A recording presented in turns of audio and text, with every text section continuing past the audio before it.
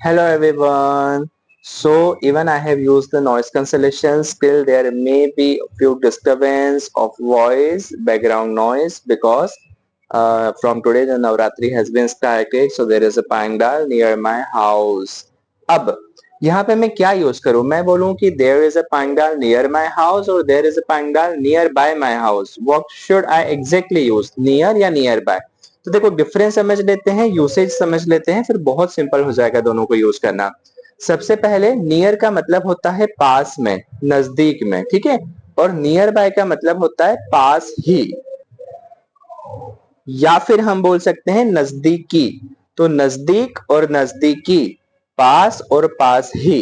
पहले तो हिंदी में भी दोनों में डिफरेंस है। दूसरा, जब भी आप नियर वर्ड यूज करोगे सेंटेंस में, उसके बाद आपको कोई ना कोई नाउन यूज करना पड़ेगा। आपको बताना पड़ेगा किसके नियर, किस चीज के नियर, क्या नियर, मतलब कुछ तो एक नाउन या ऑब्जेक्ट आपको वहां पे यूज करना पड़ेगा। लेकिन और हम ऐसा भी बोल सकते हैं कि नियर अपने आप में अकेला नहीं रहता। तो नियर बाय जो है, नियर बाय अपने आप में स्टैंड अलोन रहता है, अकेला खड़ा रहता है। उसके बाद अगर आप कुछ नहीं भी लगाओगे तो चल जाएगा, है ना। सो दो चीजें तो ये हुआ। तीसरा, नियर बहुत फॉर्मल है और नियर बाय थोड़ा फ्लेक्सिबल और कैजुअल यूज करते हैं हम। बस इतना सा डिफरेंस है, बहुत ज्यादा कोई मेजर डिफरेंस नहीं है। तो अब सेम सेंटेंस में देखो, मैं यूज करता हूँ नियर भी और नियर बाय भी। नियर जब हम यूज करेंगे तो हम क्या बोलेंगे? There is a structure. अब मैं पांडाल वर्ड ही यूज कर लेता हूँ। So there is a pandal of Navratri near my house, मेरे घर के पास में है, ठीक है। ये पहला सेंटेंस है, सिर्फ एक एग्जांपल के रूप में। दूसरा, there is a pandal nearby. यहाँ पे मैंने सिर्फ नियर बाय पे छोड़ दिया, कुछ आगे लगाने की जरूरत नहीं है। क्यों? क्योंकि नियर बाय अपने आप में स्टैंड अलोन है, उसका सेंस ले लेता है, मीनिंग ले लेता है। So there is a pandal nearby, मतलब पांडाल पास में ही है, नजदीकी है ना। नजदीक ही है नहीं, नजदीकी, नजदीकी है ना, एक नजदीकी है ना।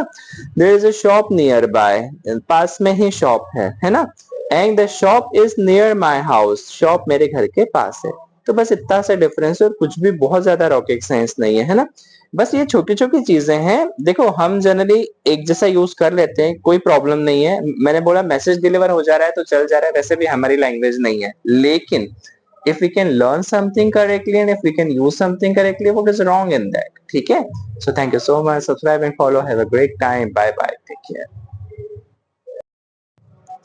अब दूसरा एक वर्ड है हमारे पास, एक्चुअली तीन वर्ड्स हैं जो मीनिंग में काफी सिमिलर है लेकिन कंटेक्स्ट में अलग है। देखो मीनिंग और कंटेक्स्ट वाली चीज को बहुत ध्यान से क्लेरिफाई रखना अपने माइंड में, या फिर क्लियर रखना अपने माइंड में।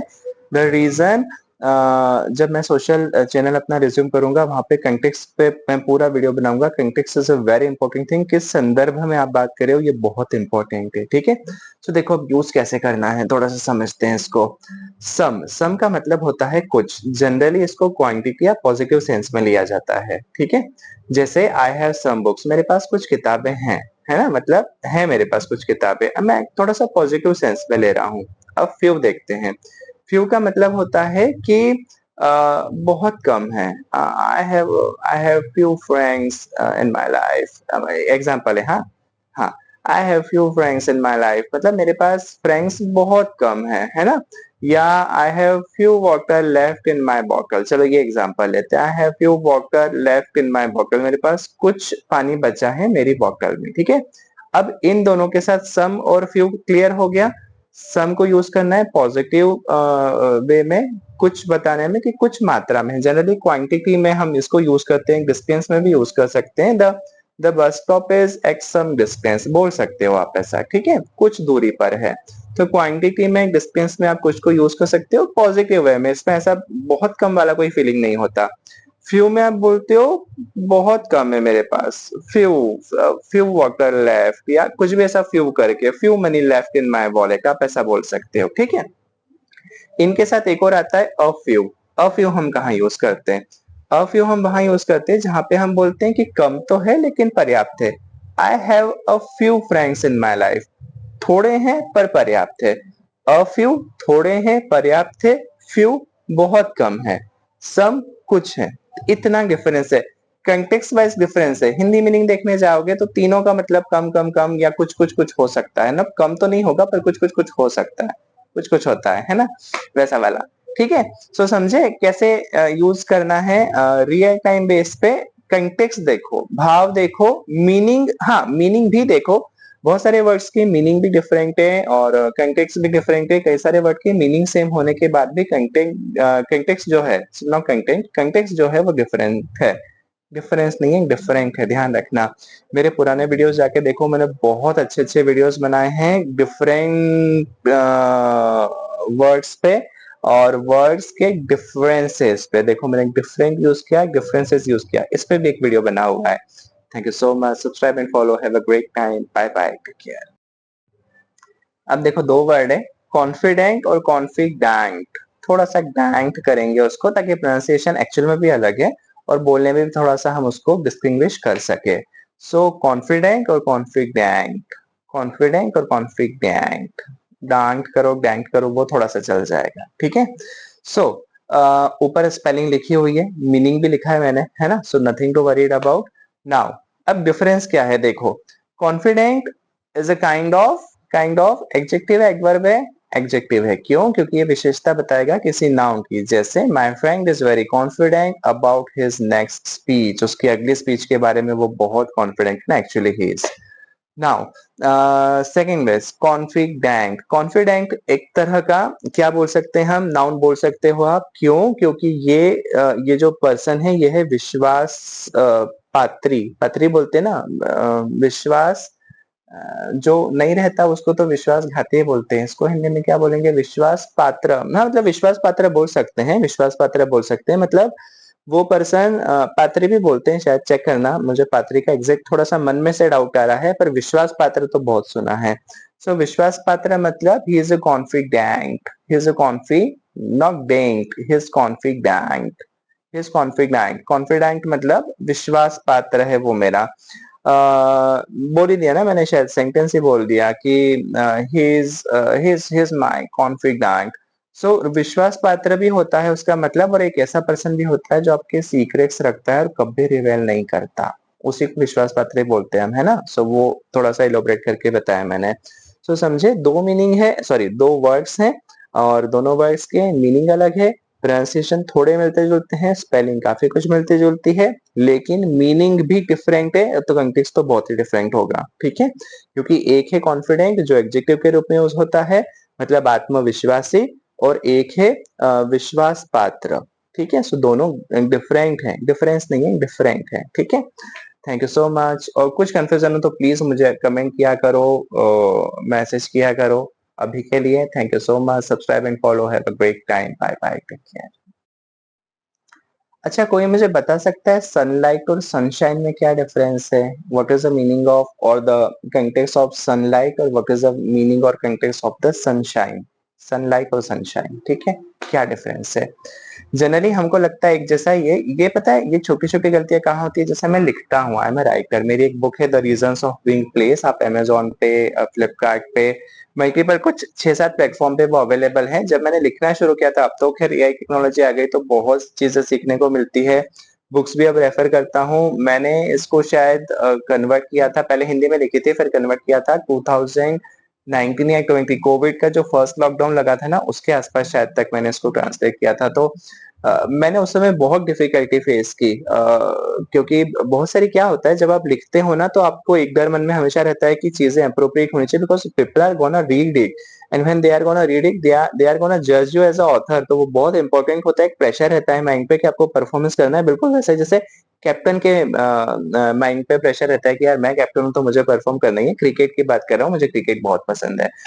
नाउ मतलब मैं कंप्यूटर पे खेलता हूँ, रियल में तो अभी नहीं खेल पा रहा, पर कंप्यूटर पे खेलता हूँ मैं। So I have a cricket and I really love to play with that.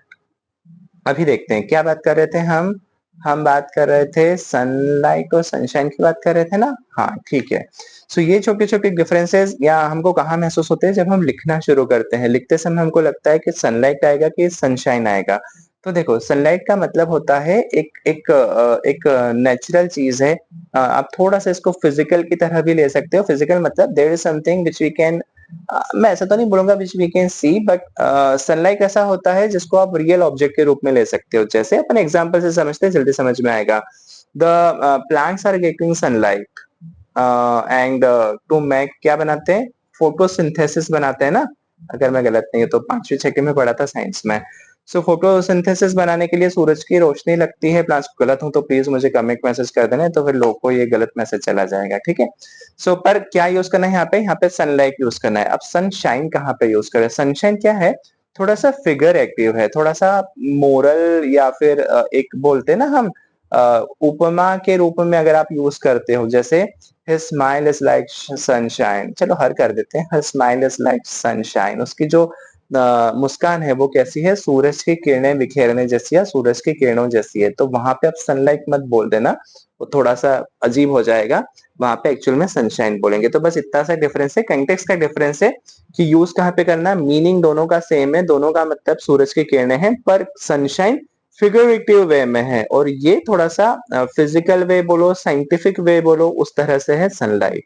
Thank you so much, subscribe and follow, take care, bye bye. ये वाला बहुत मजेदार है, शेडो और शेड, दोनों का मतलब अगर हिंदी मीनिंग देखोगे तो छाया छाव होता है, लेकिन कंटेक्स्ट वाइज दोनों का यूसेज डिफरेंस है। देखो शेडो क्या होता है, मेरे पीछे ये देखो मैंने हाथ रखा है पीछे ना, so there is something, if object is causing a black area, ऐसा मैं अपनी तरफ से बोल रहा हूँ, है ना, if any object is causing a black area, ये शेडो है जिसको हम परछाई बोलते हैं, है ना, पूरा कंटेक्स्ट ही अलग है ये, ठीक है। ये है शेडो। अब शेड क्या होता है, शेड होता है जब आप किसी प्रोटेक्टेड वे में उसे ले रहे हो। अपन एग्जांपल से समझते हैं, बहुत इजीली क्लियर हो जाए।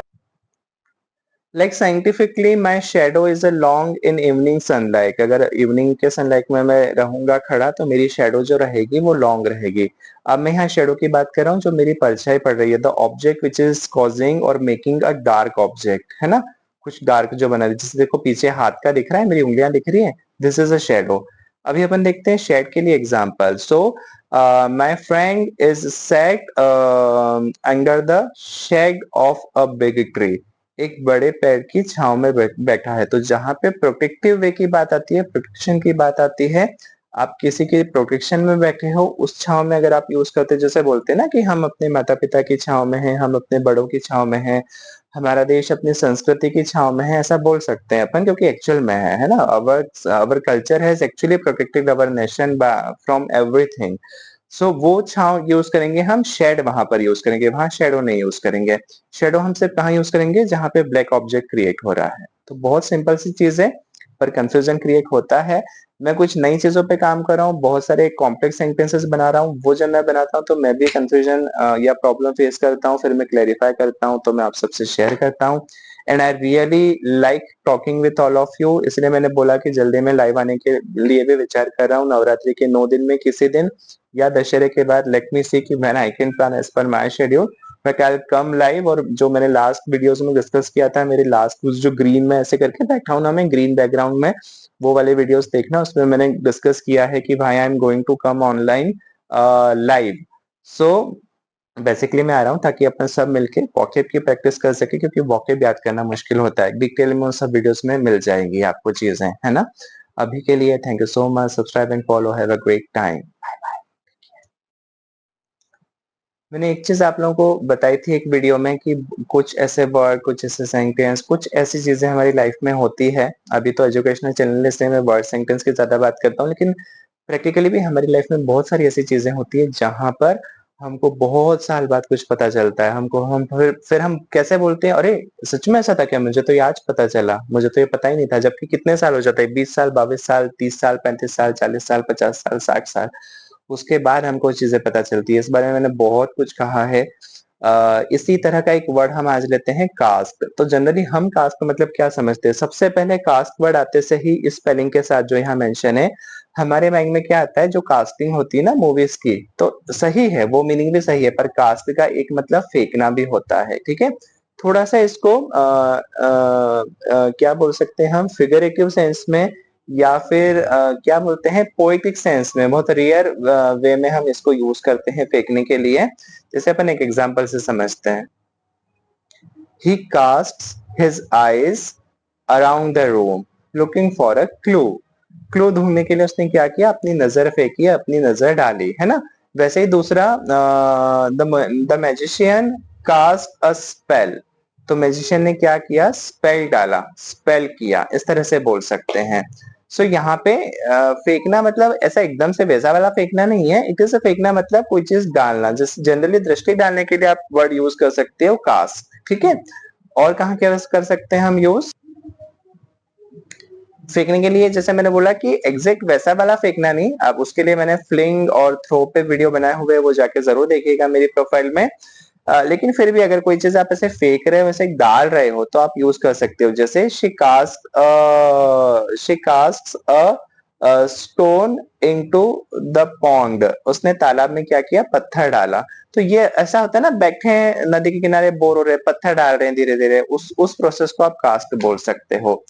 थ्रो से और फ्लिंग इसका मतलब भी फेंकना होता है। अगर इससे डिफरेंस देखना चाहते हो तो एक बार वो वाला वीडियो जाके देख लो, तो ज्यादा क्लियर हो जाएगा। अभी मैं बता सकता हूँ पर बहुत बड़ा हो जाएगा फिर, वीडियो तो ऑलरेडी बना हुआ है, so why should waste time, कुछ नया सीख लेंगे ना उतने टाइम में। और thank you so much, subscribe and follow, have a great time. सभी को नवरात्रि की बहुत बहुत शुभकामनाएं।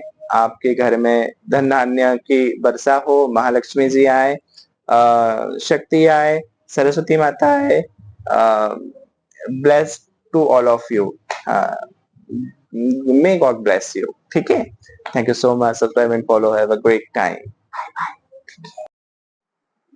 हेलो एवरीवन, सो आज अपन सिंपली क्या करेंगे, एक वर्ड या छोटा सा पेयर ऑफ द वर्ड, ठीक है, और उसको हिंदी में कैसे बोलते हैं, या फिर कोई चीज का हिंदी है उसको इंग्लिश में कैसे बोलते हैं, बस इतना सा देखेंगे, वेरी शॉर्ट वीडियोस, ठीक है। ओके, सो झुककर मत बैठो हम क्या बोलेंगे, डोंट स्लाउच। झुककर मत बैठो को बोलेंगे don't slouch. Thank you so much, subscribe and follow, have a great time, bye bye, take care. अच्छा, अगर आप लोगों को बोलना है मेरे नाखून बढ़ गए हैं, कैसे बोलोगे, बहुत सिंपल है, my nails have grown up. क्या बोलोगे, my nails have grown up, very simple. Thank you so much, subscribe and follow, have a great time, bye bye, take care. So अगर बोलना है कि तुम गीले हो या तुम भीग गए हो, तो क्या बोलेंगे, you are soaked, you are soaked. इसके अलावा बोल सकते हैं you are drenched, you are drenched, तुम भीग गए हो, तुम गीले हो। Thank you so much, subscribe and follow, have a great time, bye bye, take care. अगर आपके पास से कोई गाड़ी गई और उसने आप पे पानी उड़ाया, या किसी ने भी आप पे पानी उड़ाया, तो कैसे बोलोगे, it splashed water on me, it splashed water on me. Main जो यहाँ पे वर्ड है हमारा वो है स्प्लैश, ईडी के फॉर्म में यूज किया है, it splashed water on me, ठीक है। इसको दूसरे रेफरेंस में भी आप यूज कर सकते हो, घोलना या छलकाना। So don't splash juice on the table, ठीक है, don't splash juice on the table, table पे जूस मत घोलो। सो स्प्लैश का मतलब ड्रॉप्स, छिड़कना, घोलना, या फिर उड़ाना, इस तरह से पानी उड़ाना, इसको हम बोल सकते हैं स्प्लैश के रूप में, ठीक है। So this is how simply we can use. Thank you so much, subscribe and follow, have a great time, bye bye, take care. ठीक उसके बाद, इसको इंग्लिश में क्या बोलेंगे, ठीक उसके बाद इसको बोलेंगे soon after, soon after, soon after I found him, ठीक उसके बाद मैंने उसे पा लिया या मैंने उसे देख लिया, ठीक है। सो सून आफ्टर हम यूज करेंगे ठीक उसके बाद के लिए। ये छोटे छोटे वर्ड है जो बड़े सेंटेंस बनाने में बीच में जब आ जाते हैं तो हम एकदम से नहीं क्लिक कर पाते कि क्या उसका मीनिंग है while watching the videos. If you repeat this video 2-3 times, automatically you will be able to memorise it. क्या था, मैं खुद नहीं भूला, इसका मतलब है सून आफ्टर, सून आफ्टर मतलब ठीक उसके बाद। Thank you so much, subscribe and follow, have a great time, bye bye, take care.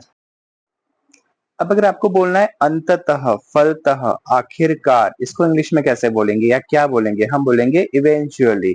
Eventually का मतलब होता है अंततः, फलतः, आखिरकार। जैसे the film won Oscar, the film won an Oscar eventually, और the film eventually won an Oscar, ऐसा बोलेंगे करेक्ट ग्रामेटिकल वे में। The film eventually won an Oscar, finally, अंततः उसने क्या जीता, ऑस्कर जीता। तो फाइनली, अंततः, फलतः, आखिरकार, इन सब के लिए आप यूज कर सकते हो eventually. Thank you so much, subscribe and follow, have a great time, bye bye, कुछ लगाए नाक पे, take care. Hello everyone, so आज अपन मैक करें। मैक के बेसिकली दो मीनिंग होते हैं, एक एम ए के मैक, मैक यानी बनाना, है ना, उसी का सेकेंड फॉर्म मैक्ड, उसी का थर्ड फॉर्म मैक्ड, और उसका जो फोर्थ फॉर्म है वो मेकिंग, और फिफ्थ फॉर्म क्या होगा, फिफ्थ फॉर्म होगा मैक्स। ठीक है, ये चीज अपन पहले कई वीडियोस में डिस्कस कर चुके हैं कि वर्ब के 5 फॉर्म होते हैं। ठीक है, सो ये जो मैक है, ये मैक है बनाने वाला, एक ये मीनिंग है। दूसरा मीनिंग क्या है? दूसरा है किसी को फोर्स करना, किसी को कंपेल करना, मतलब किसी को मजबूर करना कुछ करवाने के लिए। अगर ग्रामेटिकल एस्पेक्ट पे जाओगे तो हम इसको बोलते हैं कॉजेटिव वर्ब। अपन आगे बहुत टाइम बाद, अभी नहीं रिसेंटली, लेकिन कुछ टाइम बाद इन अ कमिंग फ्यूचर अपन डिस्कस करेंगे टाइप्स ऑफ द वर्ब्स। उसमें अपन डिस्कस करेंगे कि वर्ब के कितने टाइप्स होते हैं। उसमें एक होता है कॉजेटिव वर्ब। कॉजेटिव वर्ब क्या होता है? जब आप किसी और का कारण बनते हो कुछ करने के लिए, है ना? So you become a reason of someone doing something और टू डू समथिंग, उसको हम बोलते हैं कॉजेटिव वर्ब। सिंपल लैंग्वेज में कॉजेटिव वर्ब में क्या होता है? जो सब्जेक्ट होता है वो खुद काम नहीं करता है, वो सिर्फ कारण बनता है किसी और को काम करवाने का। और सरल सरल शब्दों में अगर समझना है तो हम ऐसा बोल सकते हैं कि जब कोई पर्सन किसी दूसरे पर्सन से काम करवाता है, इस तरह के जितने भी सेंटेंसेस को अगर हम इंग्लिश में बनाते हैं तो उसको कॉजेटिव वर्ब के अंडर रखा जाता है। और 5 तरह की कॉजेटिव मेन कॉजेटिव वर्ब होती है, उसमें से अभी अपन देखते हैं पहली वाली, या सिंपल एक अपन उसमें से देखते हैं जो है मैक। तो मैक को जहां हम बनाने के लिए भी यूज करते हैं, मैक यानी कोई चीज बनाना, क्रिएट करना, है ना? मतलब अब एक कैजुअल लैंग्वेज में समझा रहा हूँ क्रिएट करना, वैसे मैक और क्रिएट में डिफरेंस है, पर एक कैजुअल लैंग्वेज में कि मैक यानी कोई चीज क्रिएट करना है, कोई चीज बनाना। वहीं पर दूसरा मैक का मतलब होता है कि कोई किसी से कोई काम करवाना। तो कॉजेटिव वर्ब के रूप में हम मैक यूज करते हैं जब हमको किसी से कोई काम करवाना है। इंग्लिश सेंटेंस बनाने में हम मैक वर्ड का यूज करके सेंटेंस को इस तरह से बनाते हैं कि उस सेंटेंस में हम ये बताएंगे कि किसी ने किसी से काम करवाया है। ठीक है, या करवाता है, या करवा रहा है। किसी भी टेंस में हो सकता है। सारे टेंस प्रैक्टिकली यूज नहीं होते, कुछ कुछ टेंस बिल्कुल रियल या प्रैक्टिकली यूज नहीं होते, पर मैक्सिमम टेंसेस हाँ प्रैक्टिकली यूज होते हैं। अगले वीडियोस में देखते हैं क्या फॉर्मेट है, कैसे बनाना है, एग्जाम्पल्स क्या है। ठीक है, तब तक के लिए आपको पता ही है। Thank you so much, subscribe and follow, have a great time, bye bye, take care. अब देखो मैक को यूज कैसे करना है, बहुत ही सिंपल सा फॉर्मेट है ना? लास्ट वीडियो में मैंने बताया कि हम मैक क्यों यूज कर रहे हैं और किस तरह से इन वीडियोस में हम मैक को देख रहे हैं, किसी से कोई काम करवाने के रूप में, पॉजिटिव वर्ब के रूप में। ठीक है, तो मैक को हमको यूज कैसे करना है, एक फॉर्मेट है, ये फॉर्मेट मैंने खुद बनाया है। इंटरनेट पे ग्रामर की बुक्स में आपको अलग अलग फॉर्मेट मिलेंगे। मीनिंग सबका सेम ही है क्योंकि सिंटेक्स बिल्कुल वही रहेगा, बस उन वर्ड्स को या शब्दावलियों को कहने का तरीका अलग है। मेरा अपना एक तरीका है चीजें समझने और समझाने का। सबसे पहले अपन रखेंगे सब्जेक्ट। सब्जेक्ट मतलब एग्जैक्टली कौन, जो काम करवा रहा है, उसको इस सेंटेंस में मैंने सब्जेक्ट बना दिया है कि सब्जेक्ट यहाँ पे कौन है। जनरली हम सब्जेक्ट किसको बोलते हैं, डूअर, जो काम करता है।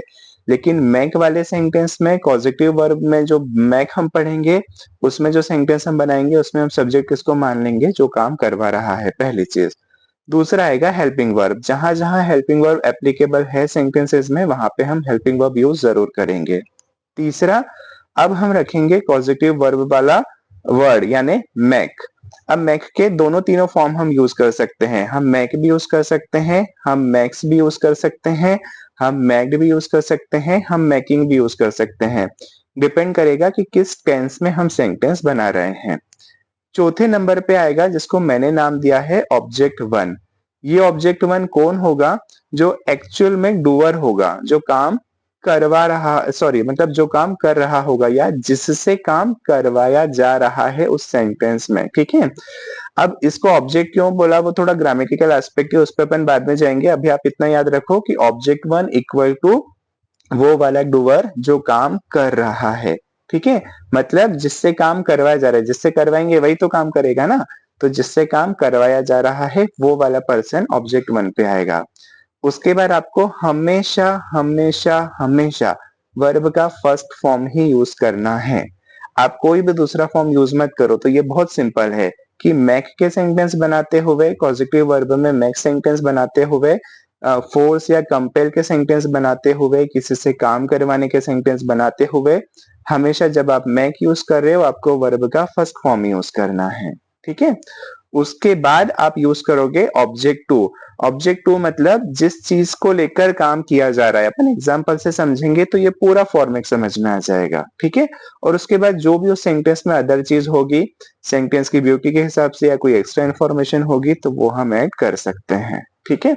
ये फॉर्मेट यहाँ पे लिखा भी है, आप इसको स्क्रीनशॉट ले लो, कॉपी कर लो, 1 मिनट पॉज करके या वीडियो दोबारा देख के उसको लिख लो, ठीक है। अगले वीडियो में अपन इसको थोड़ा और डिस्कस करते हैं और फिर अपन सेंटेंसेस बनाएंगे। Thank you so much, bye bye, take care. Last video में मैंने सब्सक्राइब एंड फॉलो नहीं बोला, हाँ तो कर लेना, ठीक है। अभी देखते हैं अपन मैक में फॉर्मेट हमारा क्या था। सब्जेक्ट था, सब्जेक्ट के बाद हेल्पिंग वर्ब। यहाँ पे सब्जेक्ट मैंने किसको बोला है, ये मेरा बनाया फॉर्मेट है, ठीक है। आपको बुक्स पे इंटरनेट पे सेम टू सेम ये वाला नहीं मिलेगा, ये मेरा खुद का बनाया हुआ है। सो सब्जेक्ट मैंने किसको बोला, जो काम करवा रहा है यहाँ पे वो सब्जेक्ट है, ठीक है। क्योंकि मैक वाले सेंटेंसेस में, पॉजिटिव वर्ब वाले इस सेंटेंस में मैक के हम किसी से काम करवा रहे हैं या करवाते हैं, उस तरह के सेंटेंसेस को हम इंग्लिश में बनाने वाले हैं, ठीक है। सो सब्जेक्ट मतलब जो काम करवा रहा है, उसके बाद डालेंगे हेल्पिंग वर्ब, जो भी उस जिस भी टेंस में हम सेंटेंस बना रहे हैं हिंदी से इंग्लिश में कन्वर्ट करके उस स्पेसिफिक टेंस की हेल्पिंग वर्ब। मैंने हमेशा अपने वीडियोस में बोला है, basic basic rule English grammar के कभी चेंज नहीं होते हैं, ठीक है। सो हेल्पिंग वर्ब उसी हिसाब से लगाएंगे जिस हिसाब से टेंस होगा, जिस हिसाब से हमारा सब्जेक्ट होगा, सिंगुलर होगा तो सिंगुलर की, प्लूरल होगा तो प्लूरल की। उसके बाद हमको क्या यूज करना है, पॉजिटिव वर्ब वाला वर्ड यूज करना है, जो यहाँ पर क्या है, मैक है। सो या तो मैक यूज करेंगे या मैक यूज करेंगे, मैकिंग यूज करेंगे, मैक्स यूज करेंगे, डिपेंड कि हम किस तरह का सेंटेंस बना रहे हैं, कौन से टेंस का। ये बात डिस्कस की हमने लास्ट वीडियो में। फिर हम ऑब्जेक्ट वन रखेंगे जिसको हमने डूअर बोला है, जिससे काम करवाया जा रहा है। उसके बाद हम रखेंगे वर्ब का फर्स्ट फॉर्म। ये पूरा सिंटेक्स है और एग्जैक्टली यही फॉलो होगा। ग्रामर में इंटरनेट पे अलग अलग नाम से आपको मिल सकता है, पर सिंटेक्स आप मैच करना, सेंटेंसेस बना के एग्जैक्ट यही सिंटेक्स मिलेगा, ठीक है। क्योंकि यूनिवर्सल सेंटेंस मैं इसको बोल सकता हूँ, सब जगह यही फॉलो होता है, कुछ दूसरा नहीं बनने वाला है। नॉर्मल सेंटेंस बनाने में यही वाला सेंटेंस बनेगा आपको, नॉर्मल मतलब अफर्मेटिव डिक्लेरेटिव सेंटेंस बनाने में, ठीक है। अभी वर्ब का फर्स्ट फॉर्म तक हो गया। उसके बाद आएगा ऑब्जेक्ट टू, जिस चीज पर काम हो रहा है वो आएगा, और उसके बाद आएगा जो भी अदर चीजें होंगी, ठीक है, वो सारी अदर चीजें जो भी होंगी वो आ जाएंगी, ठीक है। सो लास्ट वीडियो में भी मैंने सेम चीज बोली, इस वीडियो में भी सेम चीज बोली, थोड़ा सा और इलोबरेट कर दिया, सेकेंड टाइम बता दिया, है ना। अब सेंटेंसेस जब बनाते हैं तो कैसे बनाएंगे, ये फॉर्मेट आप लिख लो और नीचे हिंदी सेंटेंस लिखो, ठीक है। ये प्रैक्टिस फॉलो करके देखो, ये फॉर्मेट का या तो स्क्रीनशॉट ले लो या कॉपी पे लिख लो, कॉपी पे लिखोगे ज्यादा बेटर है। अभी हाथों हाथ कॉपी लो, कॉपी पे ये फॉर्मेट लिखो, फिर एक हिंदी सेंटेंस नेक्स्ट वीडियो में मैं बताता हूँ, वो नेक्स्ट वीडियो में हिंदी सेंटेंस लिखना। हिंदी सेंटेंस के नीचे आप बिल्कुल इस फॉर्मेट के हिसाब से बनाते जाना, एग्जैक्ट और परफेक्ट बन के आएगा आपका sentence, without a zero grammatical and any kind of the error in that, ठीक है। सो अपना अब सीखेंगे कि हमको किसी से काम करवाना है तो इंग्लिश में उस तरह के सेंटेंसेस को कैसे बोला जाता है। Thank you so much, subscribe and follow, have a great time, bye bye, take care. चलो अब सेंटेंसेस बनाए, पर सेंटेंसेस बनाने में ये ध्यान रखना कि जब हम हिंदी से इंग्लिश में सेंटेंस बनाएंगे, मैंने हमेशा अपने वीडियोस में बोला है, शब्दावलियां अलग हो सकती है लेकिन मोरल, मैसेज, मीनिंग उसका सेम होना चाहिए, है ना। जैसे हम मैक के जब सेंटेंस बनाते हैं तो हम ये भी बोलते हैं कि वो मुझसे काम करवाता है या करवा रहा है, और हम ऐसा भी बोलते हैं कि उसने मुझे काम करने के लिए मजबूर किया या मजबूर करता है। तो फोर्स करता है, जबरदस्ती करता है, या मजबूर करता है, या मुझसे करवाता है, लगभग लगभग भाव एक जैसा ही है, चाहे शब्दावलियों में अंतर हो। तो हिंदी सेंटेंस ऐसा भी हो सकता है, जैसे अपन एक एग्जांपल लेते हैं कि वह मुझसे रूम साफ करवाती है, पहला। दूसरा, इसी को ऐसा बोल सकते हैं, वह मुझे रूम साफ करने को मजबूर करती है, ठीक है। तीसरा ऐसा भी बोल सकते हैं, वह जबरदस्ती मुझसे रूम साफ करवाती है, ठीक है। तो भले ही जबरदस्ती वर्ड हमने जबरदस्ती यहाँ डाला है, लेकिन मीनिंग तीनों सेंटेंस का वही है कि कोई पर्सन किसी पर्सन से काम करवाता है, ठीक है। So someone is forcing someone either by requesting और बाय ऑर्डरिंग और by forcing that person to do something, उसको हम बोलते हैं पॉजिटिव वर्ब और उसमें हम अभी मैक कर रहे हैं, मतलब मैक से सेंटेंस कैसे बनाते हैं।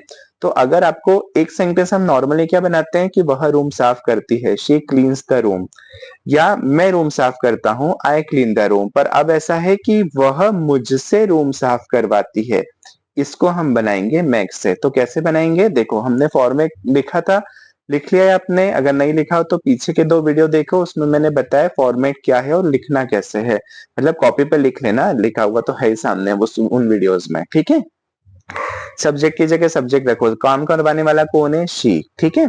उसके बाद हमको हेल्पिंग वर्ब लेना है। अब चूंकि हम प्रेजेंट सिंपल टेंस बना रहे हैं, डिक्लेरेटिव सेंटेंस बना रहे हैं, उसमें जनरली हम हेल्पिंग वर्ब नहीं लगाते, तो इतना पार्ट स्किप कर दो, हेल्पिंग वर्ब वाला पार्ट इस सेंटेंस में स्किप कर दो।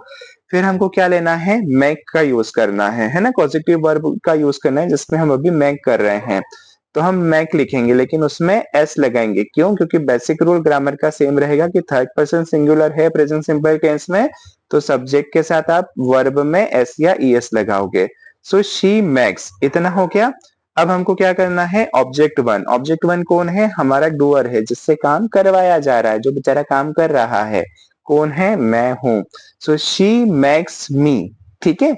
शी मैक्स आई नहीं आएगा, शी मैक्स मी आएगा, क्योंकि एज अ ऑब्जेक्ट यूज हो रहा है। जिसको एक्टिव पैसिव का कॉन्सेप्ट पता है वो समझ सकता है कि मी यहाँ पे ऑब्जेक्ट क्यों है। नहीं पता है तो एक्टिव पैसिव थोड़ा सा सीखना समझना डिटेल में, तो पता चल जाएगा। मुझे नहीं लगता इस वीडियो में ये पूरा हो पाएगा, क्योंकि 3 मिनट हो जाएंगे। अगले वीडियो में स्विच करेंगे अपन, अगले वीडियो में थोड़ा सा शुरू से सिर्फ सेंटेंस बताता हूँ। Thank you so much, subscribe and follow, bye bye, take care. Sorry last video में सेंटेंस बन ही नहीं पाया, चलो सिर्फ सेंटेंस बनाते, नो नो अदर टॉक, ठीक है। वह मुझसे रूम साफ करवाती है, शी सबसे पहले आएगा क्योंकि करवाने वाली वो है, तो वो हमारा सब्जेक्ट है मेरे फॉर्मेट के हिसाब से, तो शी। उसके बाद प्रेजेंट सिंपल टेंस है, तो हेल्पिंग वर्ब हम डिक्लेरेटिव सेंटेंस में वैसे भी यूज नहीं करते, तो उतना पार्ट स्किप कर देंगे, आगे बढ़ते हैं। अब हमको मैक लगाना है, शी मैक्स। मैक्स क्यों लगाएंगे, क्योंकि थर्ड पर्सन सिंगुलर है, सब्जेक्ट हमारा, और प्रेजेंट सिंपल टेंस का सेंटेंस है। So she max. उसके बाद क्या लगाएंगे, डूअर। डूअर मतलब जो काम कर रहा है बेचारा, जिससे काम करवाया जा रहा है, मी, ठीक है। She makes me as a object है, हाँ यहाँ पर वो, अब ऑब्जेक्ट क्यों बोला वो अपन बाद में डिस्कस करेंगे। शी मैक्स मी, ठीक है। उसके बाद वर्ब का first form clean, she makes me clean, और क्या करवाती है, सेकंड ऑब्जेक्ट जिस पर या जिसको लेके काम करवाया जा रहा है, clean the room. She makes me clean the room, वह मुझसे रूम साफ करवाती है या वह मुझे रूम साफ करने को मजबूर करती है। देखो ना यार, दिवाली आ गई है, now now she makes me clean the room, अब वो मुझसे रूम साफ करवाती है। On every Deepavali she makes me clean the room, हर दीपावली पे वो मुझसे रूम साफ करवाती है, खुद नहीं करती, वो मुझसे साफ करवाती है। You can tell this for your mother, you can tell this for your elder sister, any of the elder female respected female which is in your house, उसके लिए आप ये सेंटेंस नॉर्मली बोल सकते हो, ठीक है। इंग्लिश में बोलना है तो she makes me clean the room, यार वो मुझसे रूम साफ करवाती है ना। इसी को पास्ट सिंपल में ले जाना है, मैंने बताया था मैक के जब भी सेंटेंस बनाओगे वर्ब का फॉर्म मत चेंज करना, हमेशा वर्ब का फर्स्ट फॉर्म। क्या चेंज होगा, मैक में चेंजेस आएंगे। So she maked me clean the room, उसने मुझसे रूम साफ करवाया। अरे यार मैं वहां गया था, मैंने सोचा था मिठाई खिलाएगी, but she maked me clean the room, मैं वहां मिठाई खाने गया था, उसने मुझसे रूम साफ करवाया या करवा दिया, ठीक है। सो इसको हमने पास्ट सिंपल में बनाया। अरे यार मैं नहीं जा रहा उसके पास, वो फिर मुझसे रूम साफ करवाएगी, है I am not going to her, she will make me clean the room, वो मुझसे रूम साफ करवाएगी, ठीक है। तो पहले के वीडियोस में बहुत डिटेल में हमने डिस्कस कर लिया कि ग्रामेटिकली कैसे बनाना है। इस वीडियो में अपन सिर्फ सेंटेंस बना रहे हैं, तो 3 सिंपल हमने बना लिया, present simple, past simple, future simple. She makes me clean the room, she maked me clean the room, she will make me clean the room. आप फॉर्मेट लिखो, फॉर्मेट के नीचे तीनों सेंटेंस रखो और आप मैच करो उस फॉर्मेट से जो मैंने बताया, आपको समझ में आएगा कि हाँ यार अपन बिल्कुल वैसा ही कर रहे हैं, और ये बिल्कुल वैसा ही चलेगा, इसमें कुछ चेंजेस नहीं आएगा। तो आपको ऐसा नहीं कि कभी कुछ हो जाएगा कभी कुछ हो जाएगा, तो मैक वाले सेंटेंस समझना बहुत इजी लगेगा। Thank you so much. Subscribe and follow. Of course, subscribe and follow. Have a great time. Bye bye. So last video से समझ में आ गया होगा कि हम मैक वाले सेंटेंस कैसे बना रहे हैं और मैक क्या यूज करता है। मैक हम सेंटेंस में तब इंट्रोड्यूस करते हैं जब हमको कोई भी हिंदी सेंटेंस ऐसा है जिसमें हमको ये बताया गया है कि किसी ने किसी से काम करवाया और उसको हमको इंग्लिश में बनाना है। जैसे वो मुझसे सफाई करवाती है, मैं अपने डॉग को खिलाता हूँ, वो नहीं खेलता, मैं नहीं खेलता, मैं अपने डॉग को खिलाता हूँ, है ना। सो जब भी एक पर्सन किसी दूसरे पर्सन से कोई काम करवाता है, अगर इंग्लिश में इस तरह का कोई सेंटेंस हमको बनाना है जो हिंदी में दिया हुआ है, तो इंग्लिश में कैसे बनाएंगे, हम मैक का यूज करके बनाएंगे। क्या स्ट्रक्चर फॉलो करेंगे वो पिछले वाले वीडियोस में मैंने दिया है, पूरा का पूरा वैसा का वैसा स्ट्रक्चर फॉलो होगा। आपको मेरा बताया सिंटेक्स टफ लग रहा है या नहीं समझ में आ रहा, कोई बात नहीं, आप गूगल पे जाओ, एआई पे जाओ, उसका जो भी सिंटेक्स आप समझ सकते हो वो वाला सिंटेक्स समझो, उसको लिखो और उसके नीचे आप हिंदी सेंटेंस लिखो, फिर उस सिंटेक्स या फॉर्मेट के हिसाब से, उस फॉर्मूला के हिसाब से उस सेंटेंस को इंग्लिश में बना के देखो, एंड ट्रस्ट में एकदम purely perfect without any error sentence बन के सामने आएगा। ठीक है, सो अपन और भी प्रैक्टिस करेंगे। Tomorrow I will make more videos about the और I should say with the examples. अपन इसकी बहुत सारी प्रैक्टिस करेंगे ताकि पूरा क्लियर हो जाए कि किस टेंस में कैसे हमको मैक वाले सेंटेंस बनाने हैं, जिसमें हम किसी से या कोई भी पर्सन किसी से या कोई हमसे कोई काम करवाता है या करवा रहा है या करवाया या करवा चुका है, what ever is the case. ठीक है, सो अपन और डिस्कस करेंगे। तब तक के लिए प्लीज आप फॉलो करिए, और पुराने जितने वीडियोस है, थोड़ा सा टाइम मिलता है तो मेरी प्रोफाइल में जाइए, पुराने वीडियोस बहुत सारे अच्छे अच्छे वीडियोस है वो देखिए। बहुत सारे कॉन्सेप्ट मैंने क्लियर करने की अपनी तरफ से बेस्ट लेवल पे कोशिश की है। कुछ भी आपका फीडबैक है, सजेशन है, तो please comment, please message me, that will really motivate me and that will help me to improve my own learning skills and everything whatever I am presenting in front of you. Thank you so much. Subscribe and follow. Have a great time. Bye bye. Hello everyone. So कल हमने देखा था Mac का meaning क्या है, usage क्या है, syntax क्या है, और कुछ सेंटेंसेस देखे थे।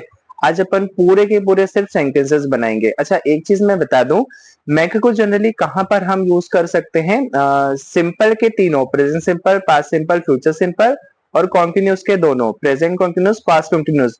इन 5 टेंसेस में ये मैक्सिमम सबसे ज्यादा प्रैक्टिकली यूज होता है। ऐसा नहीं है कि बाकी में हम सेंटेंसेस बना नहीं सकते या बनाएंगे तो गलत होगा या ग्रामेटिकली करेक्ट नहीं होगा, ऐसा कुछ नहीं है।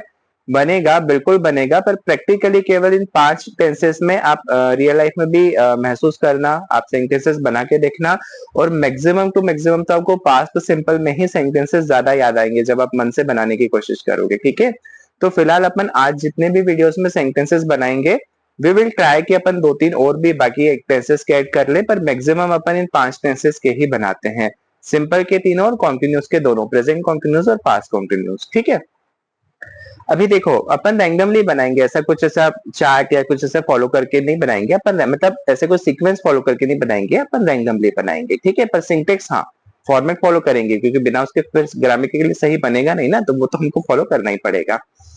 ओके, सो ठीक है, जो भी माइंड में आ रहा है मैं बोलता जाता हूँ। He is making me beat him, sorry, हाँ, he is making me beat him. Actually मेरे डॉग के लिए कभी कभी इतना मस्ती करता है, ऐसा होता है 1-2 चमाट मिला के। So he is making me beat him, he is making me beat him का मतलब वो मुझे मजबूर कर रहा है कि मैं उसको मारूं, वो मुझे उसको मारने के लिए मजबूर कर रहा है। किसी भी तरह से ले सकते हो इस सेंटेंस को। देखो, यहाँ पे मारने का मतलब कैसे ब्रूटली मारना नहीं है ना, ऐसे टक से टेपिंग करना, से पट्टा से जाके टेप करना पड़ता है। ठीक है, सो वो कभी कभी ऐसे जिद्दी करता है या बहुत ज्यादा कुछ ऐसे शैतानी करता है, लेकिन पट्टा से जाके टेपिंग करना पड़ता है। अभी सुनो, मैक क्या अगर बाकी कल के वीडियोस देखे हैं तो ठीक है, जिन्होंने नहीं देखे उनको मैं बता दूं, मैक को हम यूज कर रहे हैं इन सेंटेंसेस में एज अ पॉजिटिव वर्ब के रूप में, जिसका मतलब है कि कोई और किसी और के काम करने का कारण बनता है। या तो आप किसी और के काम करने का कारण बन रहे हो, या कोई और आपके काम करने का कारण बन रहा है, या कोई और किसी और के काम करने का कारण बन रहा है। इसका मतलब सिंपल सी भाषा में अगर हम इंडियन लैंग्वेज में समझे तो, अगर आप किसी और से काम करवा रहे हो तो वहां पे इंग्लिश में अगर हमको सेंटेंस बनाना है तो हम मैक बनाते हैं, पहला चीज। दूसरा, अगर कोई पर्सन किसी भी पर्सन को काम करने के लिए मजबूर करता है, ओवरऑल सेंसेबल मीनिंग वही है कि अगर वो उससे काम करवाता है तो फिर वहां पे इंग्लिश में सेंटेंस बनाना है तो हम मेक का यूज करते हैं। ठीक है, thank you so much, subscribe and follow, have a great time, bye bye, take care. चलो अब सिर्फ मैक के सेंटेंसेस ही सेंटेंसेस बनाएंगे। जिनको ये वीडियो डायरेक्ट मिल रहा है वो प्लीज मेरे प्रोफाइल में जाके मैक पे बने सारे सेंटेंसेस देख लीजिए, बहुत डिटेल में मैक को समझाया है।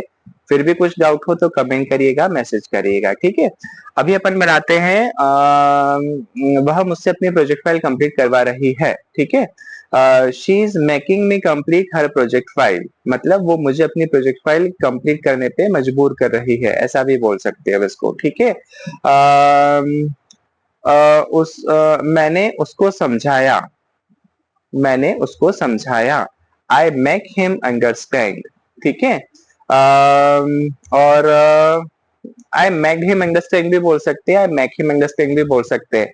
टेंसेस के वीडियो में मैंने बताया था कि प्रेजेंट सिंपल पास्ट सिंपल आपस में इंटरचेंज हो जाते हैं स्पोकन में। ठीक है, so I made him understand भी बोल सकते हैं, आई मेक हिम अंडरस्टैंड भी बोल सकते हैं, दोनों सही है।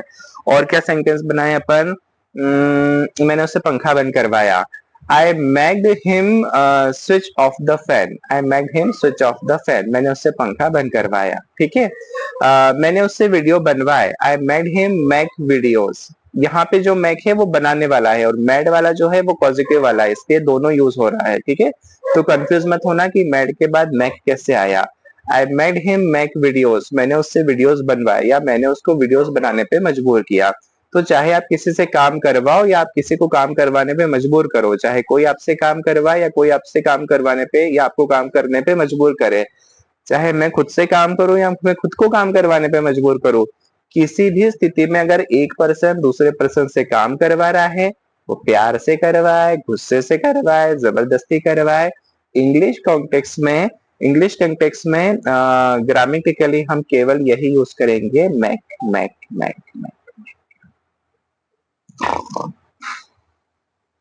My videos are making me feel sleep. My videos are making me feel sleep. मेरे वीडियोस मुझे सोने पे मजबूर कर रहे हैं, तो आप लोगों का क्या होगा फिर? चलो कोई बात नहीं, यहीं खत्म करते हैं इस वीडियो को। Thank you so much, subscribe and follow. मुझे ज्यादा कॉमेडी नहीं आती, subscribe and follow, bye bye. Acting के मामले में मैं मत पूछो, जीरो के नीचे कोई माइनस में नंबर होगा तो वो देना।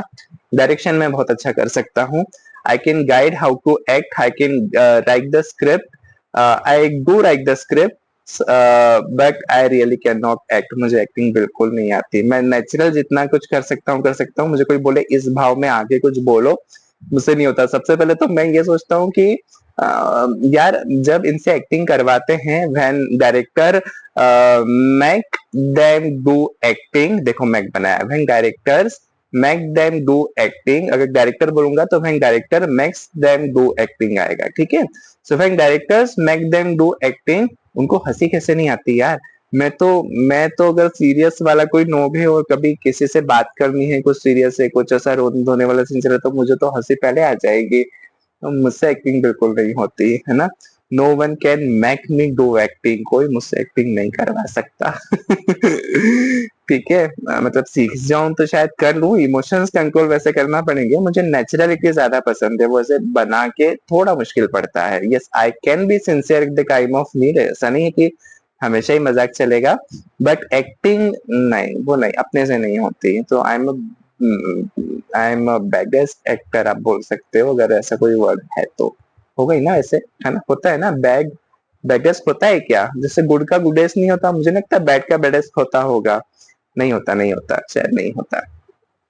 चेक करके बताना मुझे, क्योंकि दिमाग में कभी कभी एकदम से क्लिक नहीं करता, यूज नहीं किया है कभी बैड को बेडेस्ट की तरह, इसलिए होगा भी ना तो नहीं कंफर्मेशन है, तो आप लोग कमेंट करके बता देना। ठीक है, सो मैक के दो सेंटेंस अभी बात करते करते बना लिए मैंने, है ना। सो मैक जनरली क्या है, किसी से काम करवाना है, कोई किसी से काम करवाता है, आप मैक बनाओ।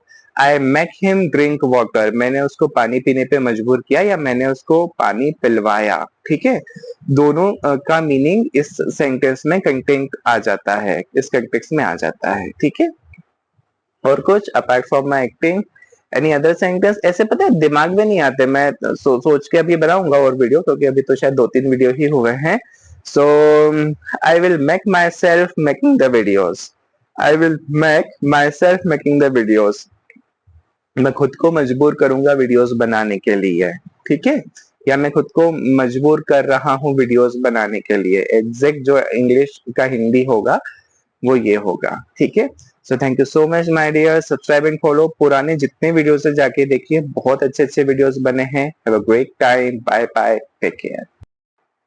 चलो अपन और सेंटेंसेस बनाते हैं। शी मेक्स टी, वह चाय बनवाती है। शी इज मेकिंग टी, वह चाय बनवा रही है। शी हैज मेड टी, उसने चाय बनवाई है।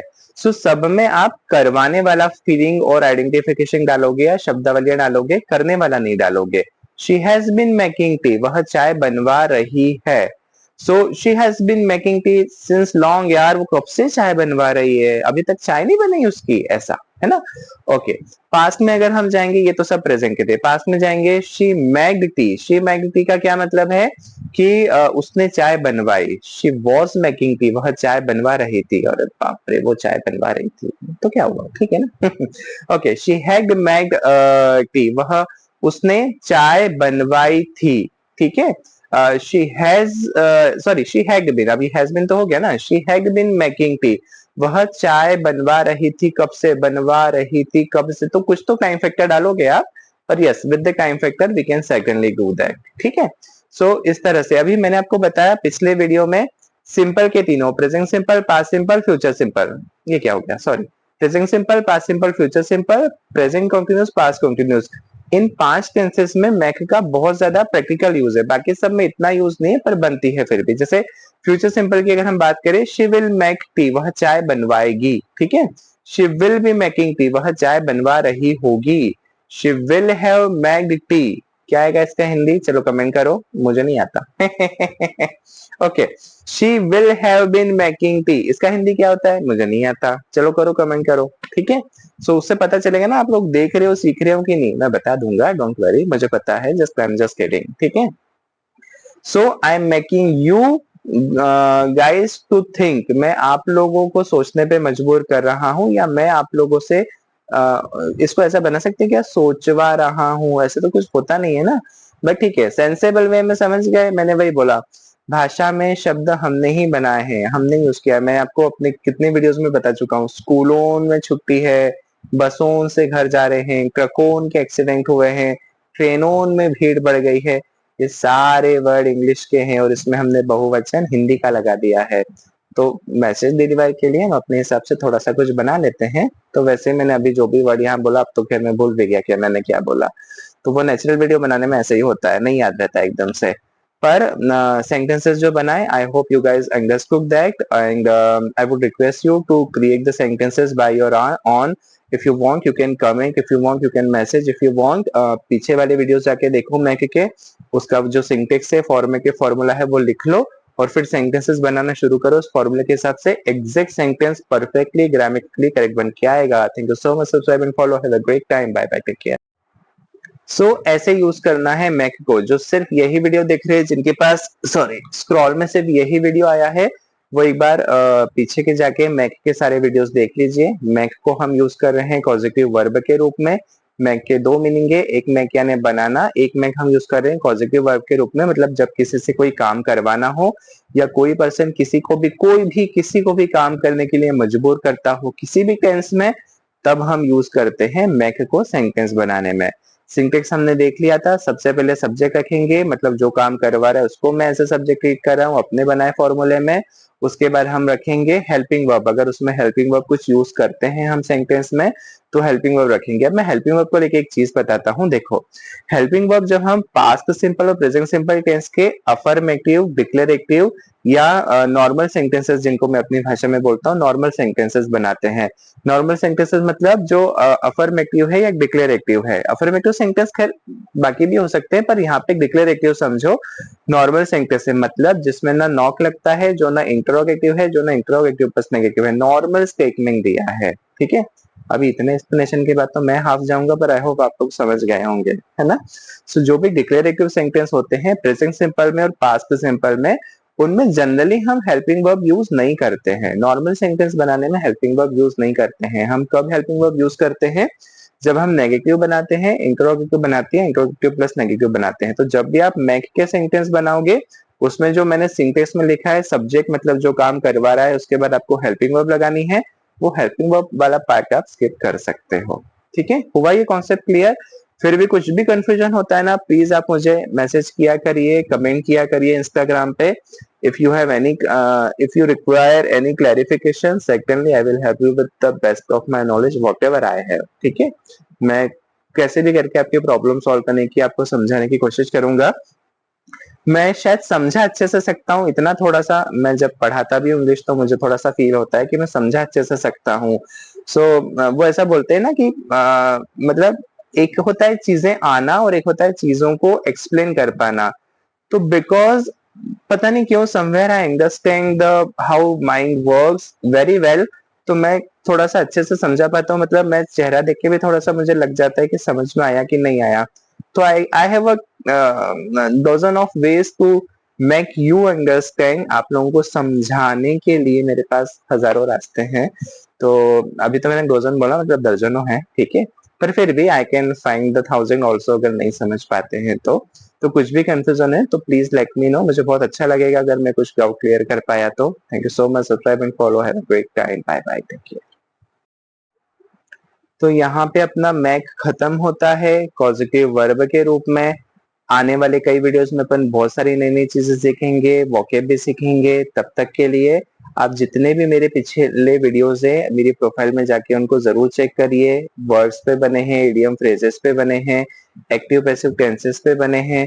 इसके अलावा अब मैंने मैक पे बनाया। एक आध दिन में गेट, जो जीटी गेट होता है ना, उस गेट वर्ड को उठाऊंगा, उसके अपन मल्टीपल यूसेज देखेंगे, है ना। So trying to give the grammar touch without trying to give grammar touch, मैं दोनों तरह से एक्सप्लेन करने की कोशिश कर रहा हूँ। थोड़ा सा ग्रामर टच ज्यादा दे रहा हूँ मैं, बट बावजूद इसके कि सेंटेंस जब हम बना रहे हैं तो फिर हम एकदम से ग्रामर को बार बार रिवाइज नहीं कर रहे। सेंटेंस मतलब सिर्फ सेंटेंस जहाँ पे बना रहे हैं हम, ठीक है। जहाँ पे वर्ड्स ऑब्वियसली मैं बता रहा हूँ, वर्ड्स की प्रॉपर्टी बता रहा हूँ, वहां तो हमको थोड़ा सा ग्रामेटिकल टच देना ही है कि भाई क्योंकि प्रॉपर्टी में बताना पड़ेगा ना कि वर्ड नाउन है, एडजेक्टिव है, एडवर्ब है या वर्ब है, तो वो थोड़ा सा जरूरी है, ठीक है।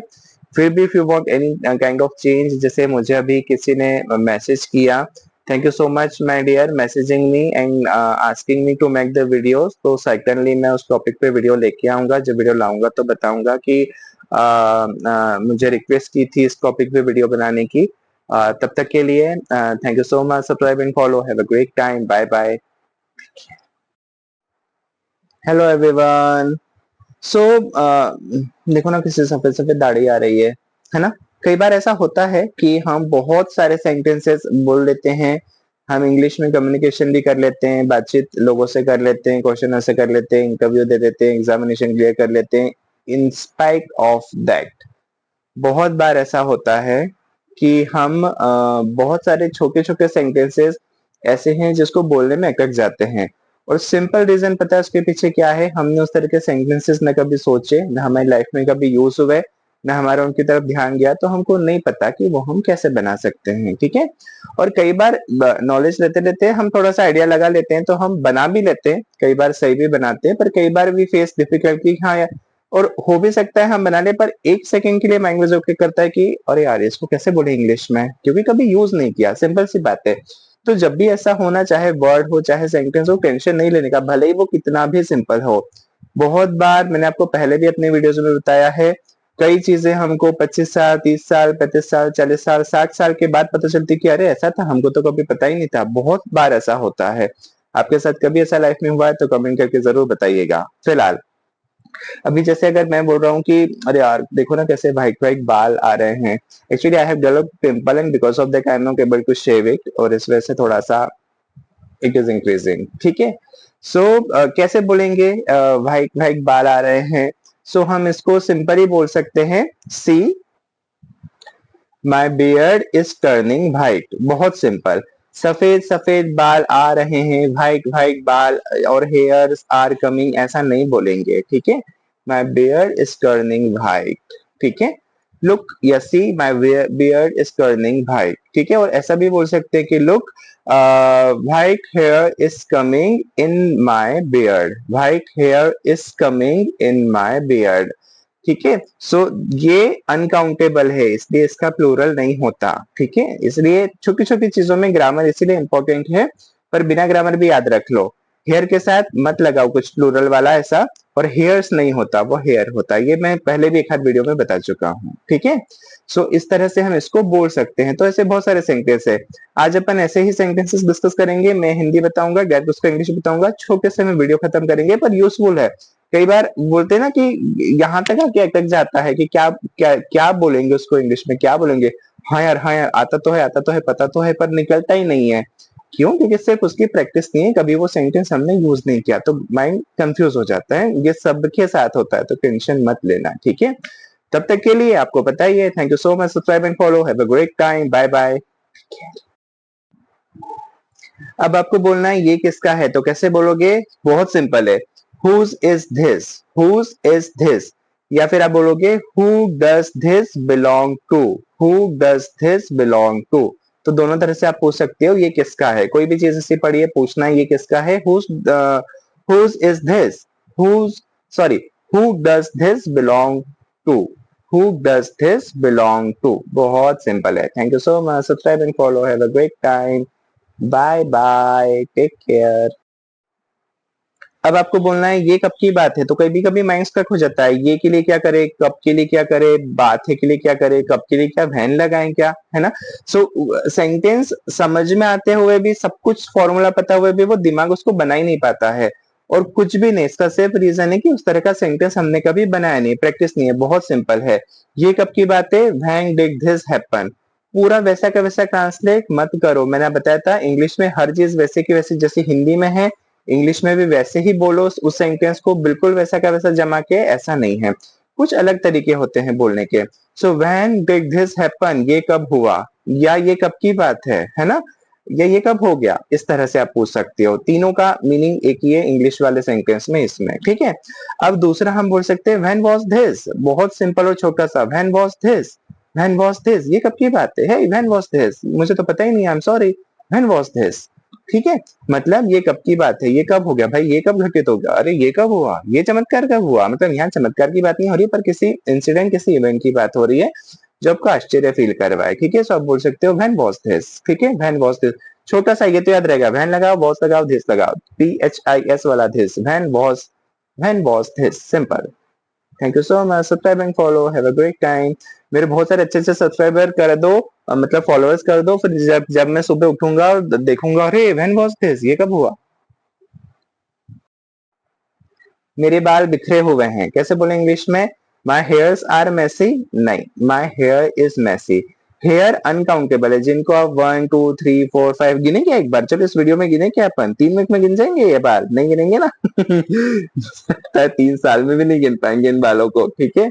सो जो अनकाउंटेबल चीजें होती है उसका प्लूरल मैक्सिमम नहीं होता है, आप ऐसा मान के चलो नहीं ही होता है, मतलब उसमें हम प्लूरल यूज नहीं करते हैं, ये ग्रामेटिकल रूल है। So my hair is Massey, ठीक है। बहुत पहले मैं भी लगाता था माई हेयर्स आर मैसी, और हेयर्स हेयर्स तो जरूर करता था, मुझे लगता था कितने सारे बाल है, एक से ज्यादा बाल है तो हेयर। फिर ग्रामेटिकल रूल पता चला कि नहीं यार, हेयर ही बोलते हैं, क्योंकि अनकाउंटेबल है, जो अनकाउंटेबल नाउन रहता है उसको आप नहीं लगाते हो प्लूरल के लिए, ठीक है। So my hair is messy, my hair is messy, मेरे बाल बिखरे हुए हैं, माई हेयर इज मैसी, मेरे बाल बिखर गए हैं, वहां भी आप बोल सकते हो माई हेयर इज मैसी, ठीक है। मतलब एक स्पोकन का बोलने का तरीका होता है, ग्रामेटिकल जाओगे तो बहुत सारे सेंटेंसेस आप ऐसे टेंस में बना सकते हो, पर सिंपल से अगर आप को बोलना है मेरे बाल बिखरे हुए हैं, my hair is messy, my hair is messy, not are messy, ठीक है। और हेयर्स नहीं, हेयर, ठीक है। हर जगह एस नहीं लगाना हमको। Thank you so much, subscribe वाला एस कर दो तो फॉलो वाला भी हो जाएगा, मतलब इंस्टाग्राम पे फॉलो, यूट्यूब पे सब्सक्राइब, ठीक है। सो thank you so much. Subscribe and follow. Have a great time. Bye bye. Take care. हम अटके थे, हम अटक गए थे, हम अटके हुए हैं, हम अटक गए हैं, कैसे बोले इंग्लिश में, सिंपल स्टक वर्ड यूज करना। वैसे बहुत कॉमन है पता है, पर कई बार ऐसा होता है एकदम से माइंड में नहीं आता। हो सकता है इस वीडियो को देख लोगे तो हमेशा के लिए माइंड में बैठ जाएगा। We were stuck, we are stuck देख लेना, मैं एकदम एकदम रिस्पेक्टिवली नहीं बोल रहा वैसा, पर इंग्लिश बता देता हूँ।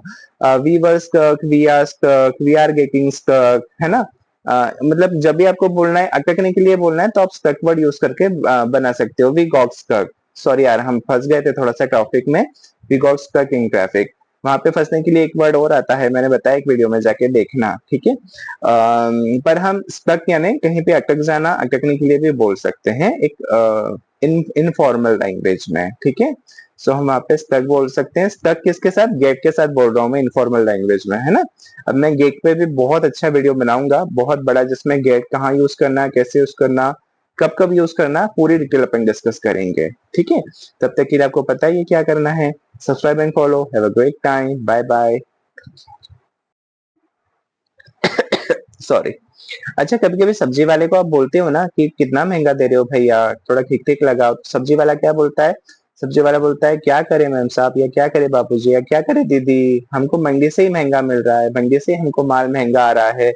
इस लाइन को अगर इंग्लिश में बोलना है तो कैसे बोलेंगे? तो देखो, पूरा का पूरा वैसा के वैसा सोचोगे, ट्रांसलेशन करें तो फिर थोड़ा सा दिक्कत दिक्कत आएगी, और ये भी नहीं समझ में आएगा। सेंटेंस बनने के बाद भी ऐसा लगेगा कि पता नहीं करेक्ट बना है कि नहीं, है ना। तो देखो इंग्लिश में अगर इसको बोला जाए, किस सेंस में, किस तरह से इसको बोल सकते हैं, तो वो बोलेंगे व्हाट शुड वी डू, या व्हाट कैन वी डू, मतलब हम क्या करें, हम भी क्या करें, है ना। We are getting it at high price from the source itself. We are getting it at a high price from the source itself. हमको मंडी से ही महंगा मिल रहा है, हमको आगे से ही महंगा मिल रहा है, हम क्या करें? We are getting it at the high price. We are getting it at a high price from the source itself. ठीक है, थोड़ा सा मैंने ग्रामेटिकली इम्प्रोवाइज कर दिया। We are getting it at a high price from the source itself, ऐसे बोल सकते हैं, ठीक है। स्पोकन में होता है थोड़ी थोड़ी चीजें आर्टिकल इधर उधर हो जाते हैं, है ना। so that is very common with everyone when you speak naturally, when you are very focused, you are very conscious, interview है कुछ है, तो फिर बिंदास, यहाँ तो I am talking with my friends ना, तो दैट्स टोटली फाइन, ठीक है। बट फिर भी हाँ, secondly I should keep in mind that I should not deliver anything wrong to you. पर फिर भी कुछ भी ऐसा लगता हो तो बिंदास आप कमेंट किया करो, मैसेज किया करो, बताया करो कि ये चीज ऐसी है, and I will certainly improvise that. फिलहाल के लिए अगर आपको बोलना है मंडी से ही महंगा मिल रहा है, हम क्या करें, what should we do, we are getting it at a high price from the source itself, क्या करें, आगे से ही महंगा मिल रहा है। Thank you so much, subscribe and follow, have a great time, bye bye.